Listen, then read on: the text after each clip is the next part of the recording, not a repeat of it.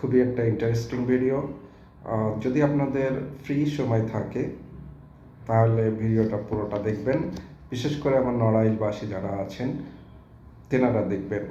আমি 3-4 দিন আগে একটা পোস্ট করেছিলাম, যদি একটা ফানি পোস্ট ছিল। তারপরে সেখান থেকে কিছু জিনিস ফিডব্যাক আসবে এবং সেই বিষয়ে আপনাদের সঙ্গে কথা বলবো, এরকমের অনুমান করেই আমি আমার পোস্টটা করেছিলাম। পোস্টার ধরন ছিল এরকমের যে নড়াইল 2 আসনে নৌকা প্রতীকের কোনো প্রার্থী নেই এবং নৌকায় কেউ ভোট চায়নি, কিন্তু ব্যালট পেপারে নৌকা প্রতীক আছে। অনুমান করে বলুন তো নৌকা প্রতীকে কত শতাংশ ভোট পড়বে? এখানে অনেক আমার পরিচিত জনেরা মন্তব্য করেছেন অর্থাৎ কমেন্ট করেছেন। আমি সেই কমেন্টগুলো পড়ব এবং সেখান থেকে আসলে আমরা বোঝার চেষ্টা করব যে আমরা রাজনীতিটা অথবা ভোটটাকে আমরা কেমন গুরুত্ব দিই বা কীরকমের। লাস্টে ইনশাল্লাহ আমি একটা কনক্লুশন টানার চেষ্টা করব।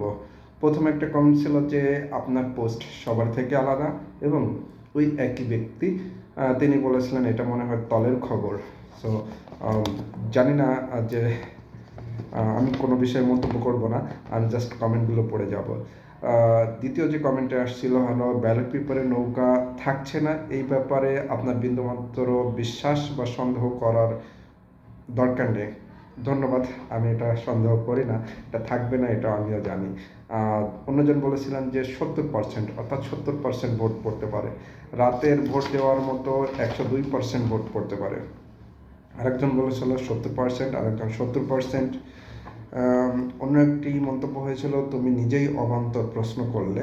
এটা যথাযথ, আসলে এটা অবান্তর প্রশ্নই ছিল, কিন্তু পাশাপাশি আমি বলে রাখি যে নৌকা প্রতীক যদি ওই ব্যালটে থাকে তাহলে কম হলেও কিছু পার্সেন্টেজ, সেটা আমি অনুমান করে বলতেছি না, তবে যদি এরকমের দুঃসাহস দেখায় 15-20% নৌকার উপরে সিল যাবে, এটাই স্বাভাবিক, এটাই বাস্তবতা, এটাই অবান্তর নয়, এটাই নিয়ম, এটাই যাবে। কারণ আমরা আসলে অনেকে প্রতীকের নির্বাচন করি এতটাই আবেগেই যে আমাদের কোনো প্রার্থী নাই, এমন আমরা মনে করি যে ওই প্রতীক।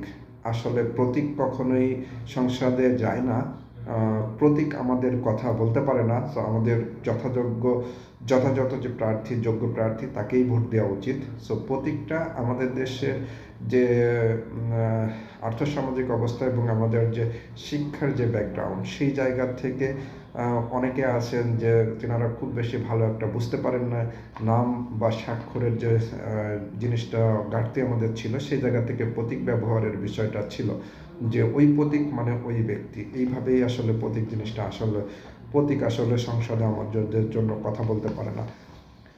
এরপরে যে কমেন্টটা, বিগত সময়ে আন্দোলন থেকে অনেক মানুষ মারা গিয়েছে, তারা সকলে ভোট দিলে 115-120% হবে।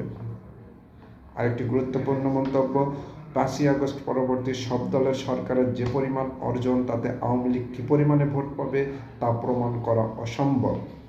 যদিও আমি এখানে এই অসম্ভব শব্দটা নিয়ে একটু দ্বিমত পোষণ করতে চাই। যাই হোক, এই মন্তব্যটাও খুবই গুরুত্বপূর্ণ ছিল। ভুলে ভালে 120%ও পড়তে পারে যদি আগের রাতেই এলোপাতাড়ি সিল মেরে বক্স ভরে রাখে। আমাদের আসলে আমরা অনেক সময় আমাদের বাস্তব, খাতা কলমে না, খাতা কলমে এক ধরনের সংস্কৃতি থাকে, আর বাস্তবের সংস্কৃতি বা আইন কানুন সব কিছুই আলাদা। যদি আমাদের একই হওয়ার দিকে ধাবিত হওয়া উচিত, যদি আমরা সচেতন হই তাহলে আমাদের এই ধারণাগুলো অবশ্যই পরিবর্তন ঘটবে। আর এই পরিবর্তন না ঘটলে আসলে মূলত পরিবর্তন এটা শুধুমাত্র মুখেই থাকবে। এতই যদি ভোট পাওয়ার কনফিডেন্স থাকে তবে রাতে রাতে ভোট দিয়ে বিতাড়িত হওয়ার দরকার কি ছিল? এটাও আমাদের আসলে উপলব্ধি থেকে হয়েছে।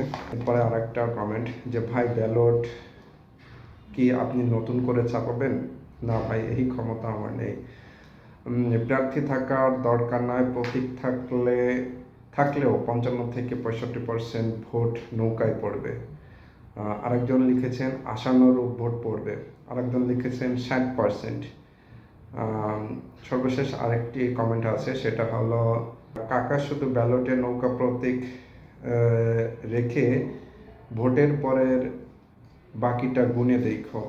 অর্থাৎ আমি যেটা বোঝাতে চাচ্ছি যে এখানে আসলে সবাই মজার ছলে কথাবার্তা বলছেন, সেটা ঠিক আছে, কিন্তু আমাদের দেশের যে সংস্কৃতি, বিশেষ করে আমাদের নড়াইলে, সেখানে কিন্তু দেখা যাচ্ছে প্রতীক গুরুত্বপূর্ণ।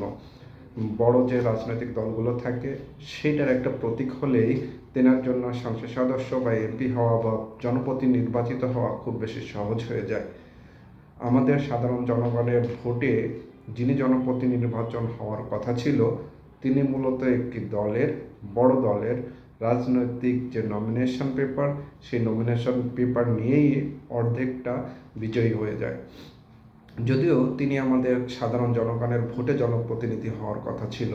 তাই আপনাদের কাছে অনুরোধ রাখি, হ্যাঁ, প্রতীক আমাদের জনপ্রতি হওয়ার জন্য খুব বেশি গুরুত্বপূর্ণ না। তিনি রাজনৈতিক চর্চা করবেন, তিনি একটা দলের নমিনেশন নেবেন, দলের মধ্য থেকে তাকে প্রথম সিলেকশন করা হবে যে তিনি ওই জায়গায় জনপ্রতিনিধিত্ব করতে পারবেন কি পারবেন না, সেটা তার দলীয় হিসাব। কিন্তু আমরা যখন সাধারণ জনগণ, আমরা সাধারণ ভোটার, যখন ভোট দিব তখনই মানুষটাকে দেখে ভোট দেব। কখনোই দলীয় প্রতীক দেখে আমরা যদি ভোট দিই, তাহলে এটা আমাদের বড় মূর্খতামি হয়ে যায়। যদিও এখানে আবার আসে যে বড় রাজনৈতিক দল তারা যদি প্রজ্ঞার সঙ্গে সঠিক নেতৃত্ব বাছাই করে দেয়, তাহলে দেখা যাচ্ছে যে তিনাদের যে মতামত, তিনাদের যে ক্রাইটেরিয়া দেখে একজনকে সিলেকশন দিয়েছেন দলীয়ভাবে, আমরা সাধারণ জনগণ হয়তো তিনাকেই চাই।